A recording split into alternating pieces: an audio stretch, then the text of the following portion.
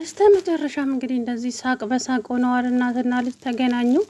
እንግዲህ አላስችል ብሏቸው ተገናኙ ማለት ነው። ትሁቴም እንደዚህ ፈገግ ብላለች። አባዬም የትሁቴን ልጅ እቅፍ አድርጎ እንግዲህ በደስታ ፈገግ ብለዋል ማለት ነው።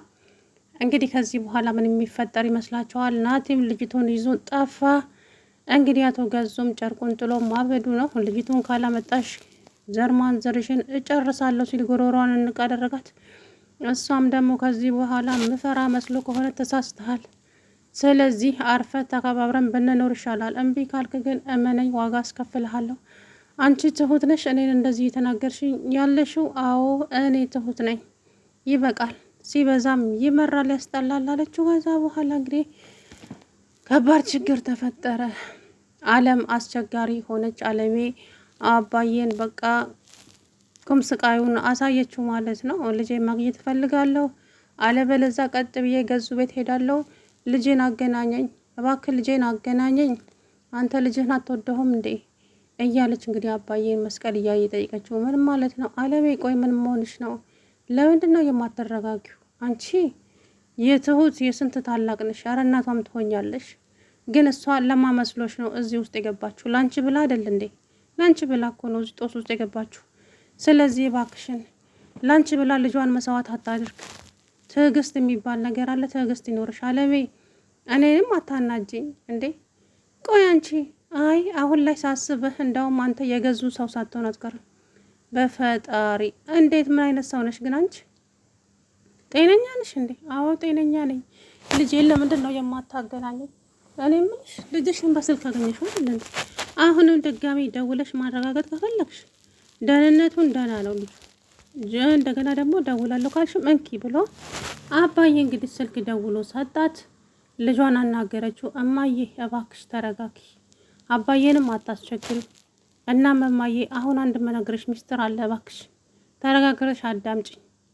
ሰውየው በቁጥጥር ስር እስከሚውል ድረስ እኔና አንቺ እንደዚሁ በስልክ እንገናኛለን እንጂ በአካል አንገናኝም እማዬ። እኔና አንቺ በአካል ከተገናኘን ከባድ ችግር ይፈጠራል።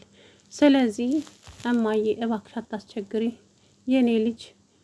እኔ እኮ አይንህንም አያውቃለሁ እማዬ፣ እኔም ናፍቀሽኛል። ግን ደግሞ ያለንበት ከባድ ነገር ነው። ትሁት ያለችበትን እኮ ብታውቂ አንቺ እማዬ፣ ከባድ ስቃይ እያሳለፈች ነው። ስለዚህ እባክሽ አንቺና እኔ ከተገናኘን ልጇን ይገልባታል። ስለዚህ እባክሽ እማዬ አላት። እሺ ናትዬ ይቅርታ ስላስቸገርኳችሁ አለች። ከዛም አንድ ምነግርሽ ነገር አለ እማዬ አዳምጪኝ። ምንድን ነው የኔ ልጅ? የትሁትን ልጅ አሁን እዛ እልካታለሁ፣ እናንተ ጋር ትሁን። አደራሽን እማዬ አደራሽ፣ እንደምንም ብለሽ የትሁትን ልጅ ደብቀሽ አስቀምጪልኝ አደራሽን እማዬ አላት። ኧረ ችግር የለውም ትምጣ፣ እኔ እና እሷ እዚህ እንሆናለን። ከዛ በኋላ እስኪ ምን እንደሚሆን ግን አንተ አደራህን ትሁትን ለብቻዋ እንዳትተዋት። እኔ አሁን ላይ እየፈራው ነው ለትሁት። ምክንያቱም እዛ እኔን ያገተብኝ ቤት ውስጥ እንዳያስገባት ብዬ ፈራው። በተአምርማ እንደዛ አድርግ። አንድ ቀን እኮ ግን እማዬ ራሷን መቷት፣ ራሷን አስቶ እዛ አንቺ የነበርሽበት ቤት ውስጥ ቆልፎባታል። ከዛም መጠጥ ጠጥቶ ሰክሮ ሊወድቅ ስል እኔና ቤት የተሸክመ ነው ወደ መኝታ ስንወስደው ትሁት ቅልጥ አድርጋ ጮኸች። ቀኑን ሙሉ ትሁት የት ነው ያለችው ስላቸው ቤቲ መርግጥም አታውቅም ነበረ። ወታ አጎቷ ጋር ሄዳ ነው የሚሆነው አለች። እሱ ለካ ዘግቶባት ነበረ። ከዛም ጮኸቷን ቅልጥ አደረገችው። ስከፍትላት ትሁት ናት። እናም እማዬ እባክሽ ለእኛ ብላ እየተሰቃየች ነው ትሁት። ስለዚህ ትንሽ ጊዜ ብቻ ጠብቅኝ እናቴ፣ እንገናኛለን። ግን በመጀመሪያ ደረጃ ይሄ ሰውዬ እስር ቤት መግባት አለበት፣ አለበለዛ የኔና ያንቺ መገናኘት ምንም እንትን የለውም። ስለዚህ እባክሽ አታስቸግሪሽ እናቴ አላት። እሷም እሺ ይቅርታ የኔ ልጅ ናፍቀኸኝ እኮ ነው። አንተ ሞተሃል ብሎኝ ተስፋ አስቆርጦኝ ነበረ። አሁን ደግሞ በህይወት ማኑረን ሳይ በቃ አላቅም፣ ብቻ የእናትነት ስሜቱ ነው። ስለዚህ ይቅርታ ናትዬ፣ አላስቸግርም። አንተ ራስን ጠብቅ እሺ። ትሁትንም አደራ አለችው። ችግር የለውም እማዬ አንቺ አታስቢ፣ ለትሁት እኔ ያለው። ግን አንቺ አደራሽን እሺ እማዬ፣ አባዬን አታስቸግሪው። አባዬ በጣም መልካም ሰው ናቸው። ስለዚህ እኛን እየተባበሩን ነው። እናም አደራ ነው የምልሽ እማዬ አላት። ችግር የለውም እሺ በቃ ብላ ስልኩን ዘጋችው። ከዛ በኋላ እንግዲህ አቶ ገዙ ይወጣል ይገባል። ስሚ አንቺ በዙሪያ ያሉት ሰዎች በሙሉ እድሜ ለገንዘቤ ያንቺ ጠባቂ ናቸው። አንድ ነገር አደርጋለሁ ብትይ፣ ከዚህ ቤት ሻንጣዬን ይዤ እወጣለሁ ብትይ፣ ብቻ የሚከተልሽ ከባድ ችግር አለ ሲላት፣ ምን ነበረ ችግሩ አቶ ገዙ ስትለው፣ ምን አልሽ አንቺ? አቶ ገዙ ምን ነው? ኦ ጋሽ ያልነበር ምትይኝ? አይ ክብር ለሚገባው ነው ክብር የሚሰጠው እንጂ ክብር ለማይገባው ክብር አይሰጥም አለችው። እንዴት ነው የምታወሪኝ አንቺ? እንዴት ተደፋፍረናል እኔና አንቺ? አንተ እኮ ነህ እንድደፍር ያደረግከው እንጂ እኔ ምን አደረግኩኝ? ለማንኛውም ሁሉም ነገር እዚህ ጋር ይብቃ። ከዚህ በኋላ እኔን እየመጣ አታስፈራረኝ። አለሜ የት ናት ምናምን የምትለው ነገር በፍጹም አላውቅም። ከዚህ ወዲህ እንግዲህ ጠቁሜሃለሁ፣ ሄደሃል። ስለዚህ የለችም እና ምን ላደርግልህ እችላለሁ? ምንም። እናም ፈልገህ የምታገኛት ከሆነ አግኛት፣ ግን እኔን እባክህ ተወኝ፣ እኔንም ልጄንም ተወን። በቃ እንደዚሁ ምተውሽ ይመስልሻል እንዴ? ዘር ማንዘርሽን እጨርሳቸዋለሁ፣ አለበለዚያ አለሜ የገባችበት የታሸገችበት ቤት ውስጥ አስገብቼ አሽግሻለሁ አላት። የዛም ገዜ ተረጋጋ እንጂ ምን እየሆንክ ነው እንዴ? መረጋጋት አለብህ አለችው ቤቲ። ከዛም እንዴት ነው የምረጋጋው? ምንም ያረጋጋ ነገር አለና ነው የምረጋጋው። ቤቲ ምን እየሆንሽ ነው ደግሞ አንቺ? ቆይ ምድረብትው አንቺ ለእነሱ እያገሽ ባልሆነ እውነታውን እየነገርኩ ነው። በእናትህ ተረጋጋ፣ ነገሮችን አታበላሽ። በመነጋገር ፍቱትና ነገሮችን ወደዛ ቀለል አድርጉት። አበዛኸው። አሁንስ እኛ በዳይ ሆነን እንደተበዳይ እኮ ነው ያልነው። ስለዚህ እባክህን ተረጋጋ አለችው። እንግዲህ አልረጋጋም፣ ምንም ያረጋጋ ነገርና እና ነው የምረጋጋው። አልረጋጋም በፍጹም። እና ምን ትሆን? የምሆነውንማ አሳይሻለሁ ወይዘሮ ቤቲ። ለማንኛውም ብትጠነቀቁ ይሻላቸዋል እያለ እንግዲህ አሁንም ያዙኝ ልቀቁኛል፣ አምላኬ ትዕግስቱን ስጠኝ። ሰውየው ጤና የለውም እንዴ? ምን እየሆነ ነው አለች ቤቲ። በጣም ተናደደች። አሁን ላይ እያያችሁ ከሆነ ቤቲ ከቤት እንዳትወጣ እንኳን ከልክሏታል። ምክንያቱም የትሁት ዘበኛ ሆናለች። በነገራችን ላይ ከትሁት ጋር አንድ ሆነዋል። አሁን ላይ ትሁትም አግዥኝ አግዝሻለሁ እላታለች። አለሜ ላይ የፈጸምሽውን በደል በሙሉ አለሜ እንድትሸፍንልሽ አደርጋለሁ። ለልጇ ምንም ነገር እንዳትናገር ለፖሊስም፣ አንቺም ደግሞ እባክሽ አግዥኝ ብላ ቃል ተግባብተዋል። ቤቲና ትሁት እንግዲህ ከዚህ በኋላ በምንም በክፉም አይተያዩም ማለት ነው፣ ቃል አላቸው። ስለዚህ ሰውየው ላይ እንግዲህ ቤቲ ምን እያሰበች እንደሆነ አላውቅም። ይመስለኛል እንደው ተስፋ ስትቆርጥ ቤቲ ራሱ ማጅራቱን በላ ትደፋዋለች። ይሄ ሰውዬ ማለት ነው። ትዕግስትም ልክ አለው እኮ ጎበዝ። የእውነት እሱ እኮ እያደረገ ያለው በቃ በገንዘቡ ነው የሚመካው። ጉልበት መቼም ከአባዬ ጋር ቢጋጠም አባዬ ያሸንፋል። ይሄ የታወቀ ነገር ነው። ስለዚህ አባዬ የዚህ ሰውዬ ነገር ምንም ግራ አጋብቶኛል። ምን ላደርገው? ቆይ ምንድን ነው የሚሻለው አባዬ አለ ናቲ። ናቲ የኔ ልጅ ተረጋጋ። ሰውዬው እንደምታየው ቀላል ሰው አይደለም፣ ግን ተረጋጋ እባክህ። ግን እኔ ሳስበው ግን ምን ተማምኖ ነው እንዴ አባዬ? ገንዘብ ነው የእናቴን ገንዘብ ተማምኖ እንጂ ሌላ እሱ ጉልበት አለው ብለህ ነው እንዴ? በጉልበት እንኳን ትበልጣለህ አባዬ።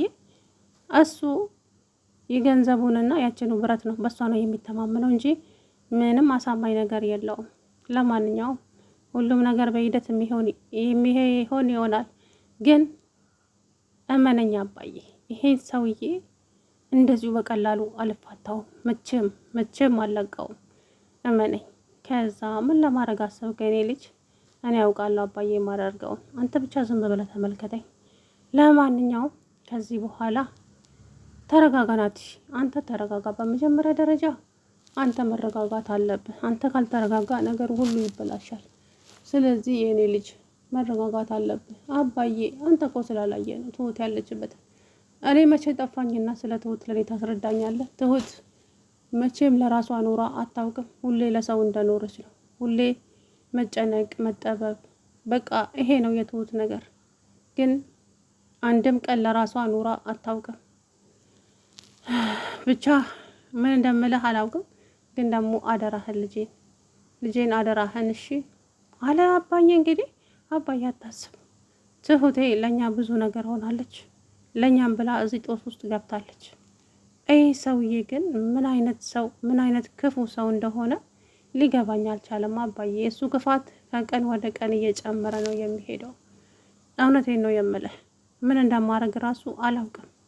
ለማንኛውም በቅርቡ ሁሉም ነገር ይስተካከልና ከዛ በኋላ የሚሆነውን ነገር አብረን እናያለን። ለናትሻ እስኪ እንግዲህ ፈጣሪ ያውቃል። ለማንኛውም አንተ ተረጋጋ የኔ ልጅ። አይ አባዬ ሰላም እኮ የለም። እዛ ቤት ስመጣ ለምን መጣህ ይለኛል፣ አትወጣም እንዴ ይለኛል። በገዛ በእናቴ ቤት እሱ እኮ ነው ጥገኛ ሆኖ እየኖረ ያለው። እናቴ ወይ እኔ አይደለሁም። ለማንኛውም የእሱ ነገር በቅርቡ ያበቃል አባዬ። ግን እናቴን አደራ ተሳስተ የማታውቀው ወይ ቀረብ ያለ ሰው እዛ ጋር ከገባ ይጠቁማል እዛ መኖሯል። ሰውየው ደግሞ ገንዘብ በገንዘብ ስለሆነ ገንዘብ ጠቀም ያለ ገንዘብ ከሰጣቸው ማናገራቸው አይቀርም። ስለዚህ እባክህ አባዬ አታስብ፣ በፍጹም እንዳታስብ አላባዬ። ከዛም በኋላ ናትሻ እንግዲህ ግራ ተጋብቷል። ማለትም እናቱን ቢያገኛትም የሰውየው ነገር በጣም አስጨንቆታል። ሰውየው በዚህ ጋር ሲሉት በዛ ይመጣል፣ በዚህ ሲሉት በሌላኛው ይመጣባቸዋልና በጣም እያስቸገራቸው ይገኛል። አቶ ገዙ ማለት ነው። እውነት ለመናገር በጣም እንጃ። ለማንኛውም ያው ፖሊሱ ገንዘቡን ከአቶ ገዙ ተቀብሏል። እናም ናቲ ላይ ቁማር መጫወት ፈልጓል። ናቲሻ ደግሞ ኢንስፔክተር ጉዳዩን እንዴት አደረክልኝ ስለው በስራዬ አትግባ፣ ስራውን እየሰራው ነው። ታዲያ ምን አደረኩን የጠየኩህ እንጂ። ለማንኛውም የትኛው ፍርድ ቤት ነው ያስገባኸው? ሄጄ እዛ ጠይቃለሁ ሲል በጣም ደንግጦ ምላሱ ሁሉ ተሳሰረ ሰውየው። ምን ነው ደነገጥክ? በጣም ደንግጠሃል እኮ ሲለው ኧረ አልደነገጥኩም። ደነገጥኩ እንዴ ሲለው አዎ በጣም ደንግጣል። ለማንኛውም የትኛው እንትን ቤት እንዳስገባህ ንገረኝና እኔ ራሴ ሄጄ እጠይቃለሁ። አይ የምትል ከሆነ ደግሞ እንግዲህ ለማንኛውም ልጅ ናቲ በስራዬ ባትገባ ጥሩ ነው። ኦሆ ነገርኩህ እኮ በስራዬ አትገባ። የሰጠው እኮ የስራህን ድርሻ ነው። ስለዚህ ድርሻህን ደግሞ በስነ ስርዓቱ መወጣት አለብህ። የስራዬን አንተ እየነገርከኝ ነው ወይስ እያስተማርከኝ ነው? እውነታውን እየነገርኩ ነው። ለማንኛውም ነገ እንገናኝ ብሎ ስልኩን ዘጋላው ላይ። ሰላም ውድና የተከበራችሁ የቻናሌ ቤተሰቦች እንዴት ናቸው? አለሁ ደህና ነኝ። እንግዲህ በስተመጨረሻ ናትዬና አለሜ ተገናኝተዋል ማለት ነው። ደስ ይላል በጣም። አለሜ እንግዲህ በጣም እያስቸገረች ነው። ከልጄ ጋራ በጣም መገናኘት አለብኝ እያለች